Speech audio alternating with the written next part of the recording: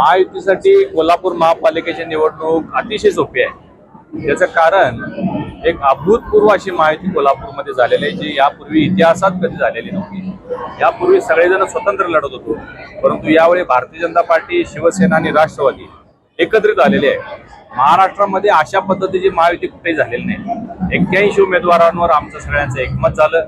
अतिशय ताकदीवान, चांगले युवक, सुशिक्षित असे उमेदवार आम्ही देण्याचं काम केलेलं आहे आणि त्यामुळं या निवडणुकीमध्ये हे सगळे उमेदवार लोकांच्या पसंतीचे घेण्याचं काम आम्ही केलेलं आहे। ज्यांच्या ताब्यामध्ये गेले 15 वर्ष महापालिकेची सत्ता होती, त्यांनी काय काम केलं असं जर विचारलं तर एकही भरीव काम ते दाखवू शकत नाहीत आणि कोल्हापूरच्या जनतेलाही समजून चुकलेलं आहे। प्रत्येक वेळी काहीतरी टॅगलाईन लावून लोकांना फसवण्याचं काम यापूर्वी झालेलं आहे आणि म्हणून यावेळी लोकांनी ठरवलेलं आहे, यावेळी त्यांना घरी बसवायचं आणि महायुतीच्या हातात सत्ता द्यायची।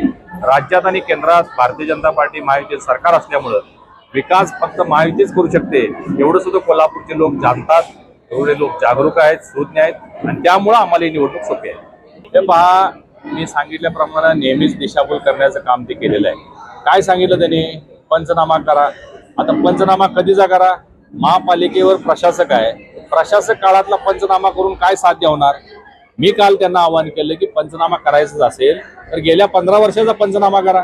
15 वर्षात थेट पाईपलाईनच्या 14 वर्ष आज पूर्ण झालेले आहेत। कितीची योजना होती, त्याचा कॉन्ट्रॅक्टर कोण आहे, काम कुठंपर्यंत झालेलं आहे? आजही कोल्हापूरला पाणी मिळत नाही। 40% सुद्धा थेट पाईपलाईन पूर्ण झालेली नाही आणि त्यांनी स्वतः आंघोळ करून लोकांना फसवण्याचं काम केलं, सांगितलं की पाणी पूर्ण झालेलं आहे।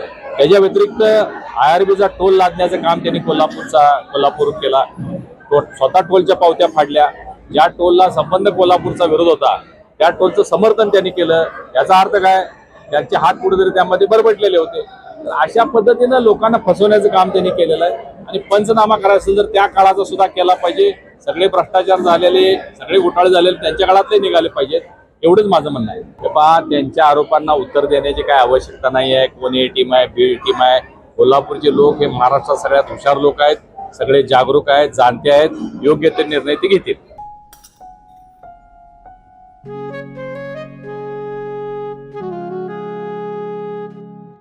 बाबा, आज येताना बासुंदी घेऊन या ना। अगं, कालच आपण आईचा वाढदिवस होता म्हणून आणली होती ना। ऐकलं? गोकुळची बासुंदी पुन्हा खावीशी वाटतेय। खरं सांगू, मलाही खावीशी वाटतेय। पुन्हा पुन्हा खावीशी वाटणारी गोकुळ बासुंदी।